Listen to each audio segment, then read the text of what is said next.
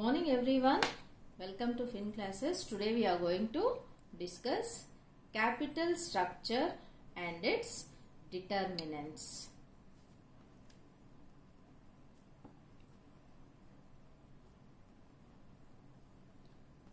So in the first class when I discussed about what we are going to learn in financial management, there I said in liability side we'll have long-term liabilities. In that long-term liabilities we'll have equity capital, debt capital, preference capital, retained earnings, term loans likewise. So capital structure means when we make a financing decision, when a company makes a financing decision, so it needs to think of what is the cost of each and every financing option or alternative available with it.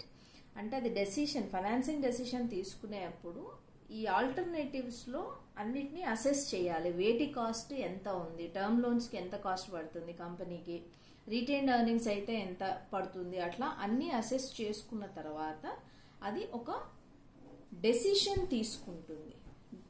So cost of capital చేస్తుంది అన్నింటికి.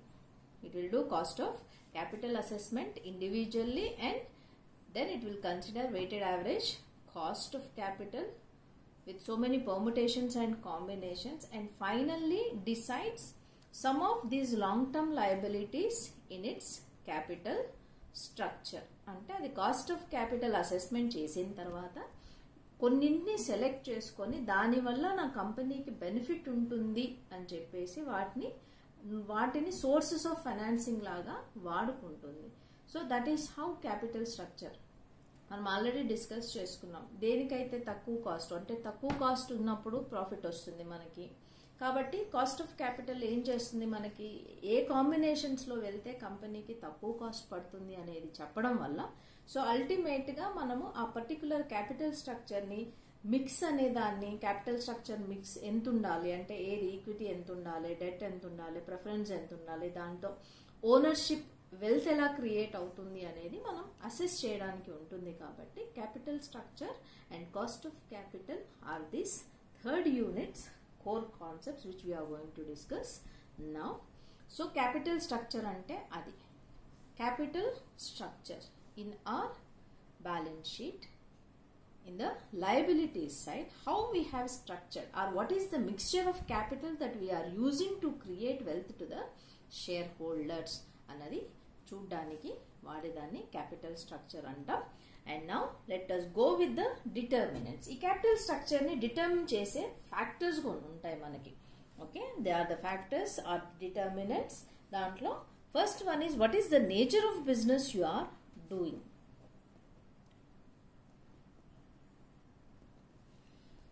So what is the nature? What is the type of the business that you are into? Whether you are into manufacturing, where heavy investment is required, or whether you are into a high gestational period projects where the high investment is required, whether you are into a trading business where the investment is recurring. So ila me nature of business ని base చేసుకొని మీ capital structure అంటే మనం manufacturing sector అలాంటి దాంట్లో ఉండి growth prospects ఎక్కువగా ఉంటాయి, stable returns మనం ఇవ్వగలుగుతాము అని అనుకున్నప్పుడు ఆటోమేటిక్గా we can go for equity share holding. అలా కాదు మనకి ట్రేడింగ్ బిజినెస్లో ఉన్నాము, జస్ట్ 1 yearలో మన ఈ ట్రేడింగ్ సైకిల్స్ అనేవి తిరుగుతూ ఉంటాయి అనుకున్నప్పుడు అప్పుడు లోన్స్ కానీ ఏదైనా పెట్టేసుకొని ఇమీడియట్గా క్యాష్ని సోర్స్ చేసుకోవడం అండ్ ఇమీడియట్గా మళ్ళీ రీపే చేయడం అనేది చేస్తాం. So that's the reason. First one is nature of business which will decide your capital structure and stability of earnings. If you are confident that your earnings are stable, so ultimately మనకు రీపేమెంట్లో problem ఉండదు. కాబట్టి మనం అలాంటి కేసెస్లో fixed income securities ఏవైతే ఉంటాయో like your term loans, debt, preference, వీటికి fixed security fixed amount అనేది పే చేస్తాం కాబట్టి అలాంటి వాటిని మనం రేజ్ చేసుకోవచ్చు. లేదు మన ఎర్నింగ్స్ అనేవి చాలా అన్సర్టెన్గా ఉంటాయి అని అనుకున్నప్పుడు obviously will go for equity or if at all you are able to give more retained earnings అంటే మన దగ్గర ఉన్న ఇన్వెస్టర్స్కి ఆల్రెడీ మన దగ్గర ఉన్న ప్రాజెక్ట్స్ని బేస్ చేసుకొని వాళ్ళకి రీఇన్వెస్ట్మెంట్ మనం ఎక్కువగా ఇవ్వగలుగుతాము అనుకున్నప్పుడు obviously will make use of retained earnings. So That's how the stability of earnings will also decide your capital structure.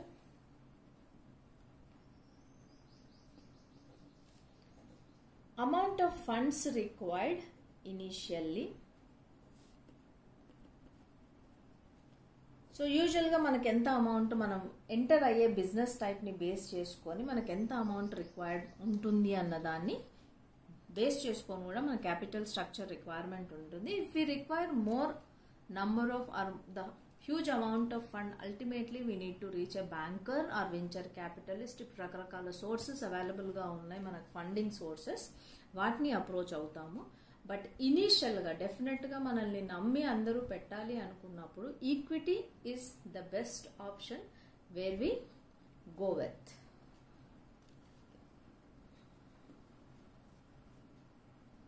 Next, rapidity of growth.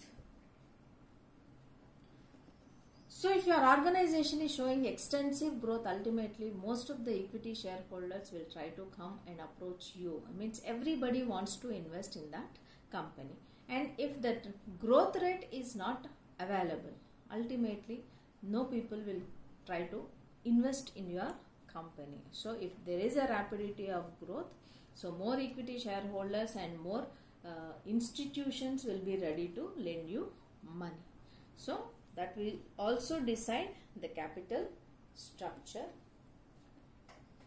Nature of investors.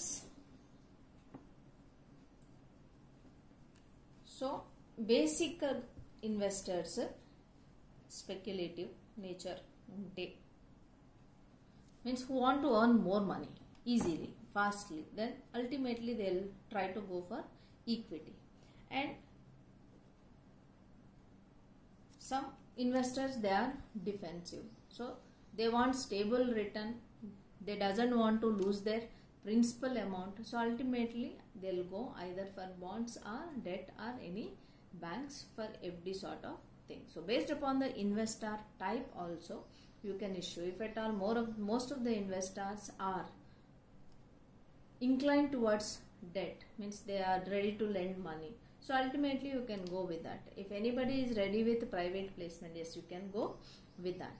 So if they are more speculative, they want to invest now and they want to make easy bucks and move out of your company, so obviously equity will be the best option. So based upon the nature of investors also your capital structure determinant. Next, rate of return earned upon investment.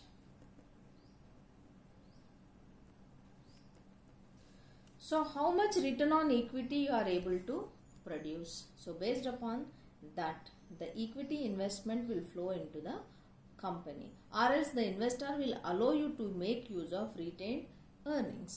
So it is based upon the investment return on equity which you are offering to the equity shareholders. So that is one. And another option, if at all you are creating the return on capital employed, is also in an ample way. So మనం capital అంటే debenture holders కానీ equity preference share holders అందరికీ కూడా మనం ఏమి ఇస్తున్నాము అని అన్నది క్యాపిటల్ ఎంప్లాయిడ్ చెప్తుంది, ఈక్విటీ షేర్ హోల్డర్స్కి ఏమి ఇస్తున్నాం అన్నది రిటర్న్ ఆన్ ఈక్విటీ చెప్తుంది. సో ఈ రెండు ఫ్యాక్టర్స్ బాగున్నప్పుడు అల్టిమేట్గా డిబెంచర్ హోల్డర్స్ కావచ్చు, ఈక్విటీ హోల్డర్స్ కావచ్చు, ఈజీగా మన కంపెనీలోకి ఫ్లడ్ అవ్వడానికి చూస్తారు. సో దాంతోపాటు ఏమవుతుంది అంటే, when competition exist are prevail in the మార్కెట్లో ఆ కాంపిటీషన్ని మనం క్రియేట్ చేసుకోగలిగితే at lower rates of interest you can avail this money. That is rate of return earned upon investment. Next, distribution of voting control.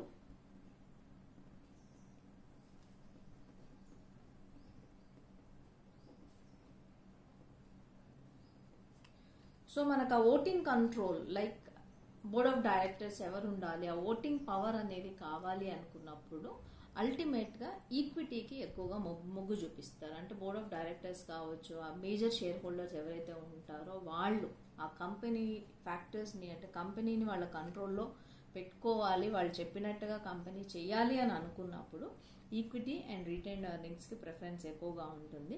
లేదు నాకు stable returns వస్తే చాలు, లేదు నేను ఈజీగా వెళ్ళిపోవచ్చు నా ప్రాజెక్ట్స్తోని, ఇమీడియట్గా నేను తీర్చేయచ్చు అని అనుకున్నప్పుడు డెట్ అండ్ టర్మ్ లోన్స్కి వెళ్ళాలి.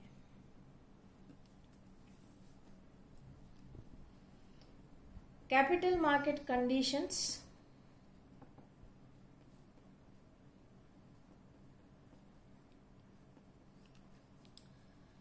So capital markets are the way through which are the facilitators for your investment. అవి ఫెసిలిటేట్ చేస్తాయి కాబట్టి ఎంత ఎక్స్టెన్సివ్గా నీ దగ్గర క్యాపిటల్ మార్కెట్స్ డెవలప్ అయి ఉన్నాయి అని దాన్ని బట్టి కూడా నువ్వు ఈజీగా రేస్ చేసే మనీ ఉంటుంది. If capital markets are not so developed, అప్పుడు కంప్లీట్గా ఓవర్ ద కౌంటర్ ట్రాన్సాక్షన్స్ జరుగుతాయి. ఓవర్ ద కౌంటర్ ట్రాన్సాక్షన్స్ జరిగినప్పుడు simply based upon the middle men will try to invest. So that's the reason capital market conditions also decide your capital structure. If they are strong and well organized, ultimately the flow of funds will be easy, okay, without any counterparty risk. But if their market conditions are poor, ultimately we have to go with private placement sort of thing through middlemen, or else ingenious banking యాక్టివిటీస్లో involve అయిన వాళ్ళ దగ్గర నుంచి తీసుకోవాల్సి వస్తుంది. అది risky factor.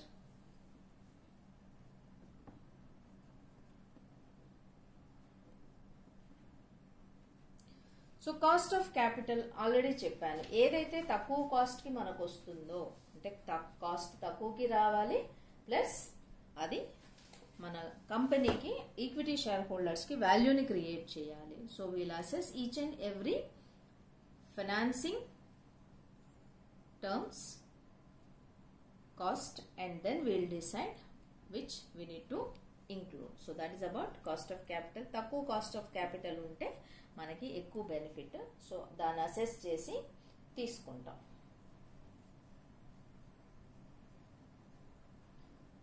Attitude of management.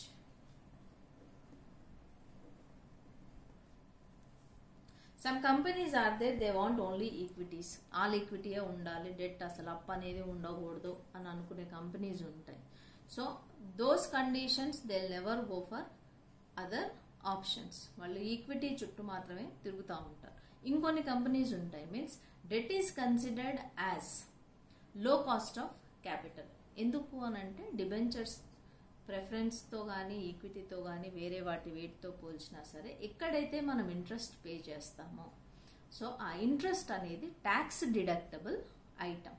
So ఆ tax deduction అనేది కంపెనీకి బెనిఫిట్ లాగా వస్తుంది. అంటే సపోజ్ మీరు 12% ఇంట్రెస్ట్ పే చేస్తే ఒక 5% ట్యాక్స్ అనేది బెనిఫిట్ వచ్చింది అని అంటే కంప్లీట్గా మీరు 12 - 5 ఎఫెక్టివ్గా మీరు పే చేసేది 7% మాత్రమే డిబెంచర్ హోల్డర్స్కి ఉంటుంది. సో అలా లో కాస్ట్ డెట్ని వాడి మనము బెనిఫిట్ పొందాలి అనుకునే వాళ్ళు ఎవరైనా ఉంటే definitely they will prefer debentures కానీ టర్మ్ లోన్స్ కానీ ఇలాంటివి ప్రిఫర్ చేస్తారు. So that is what attitude of the management towards capital. Lenders attitude.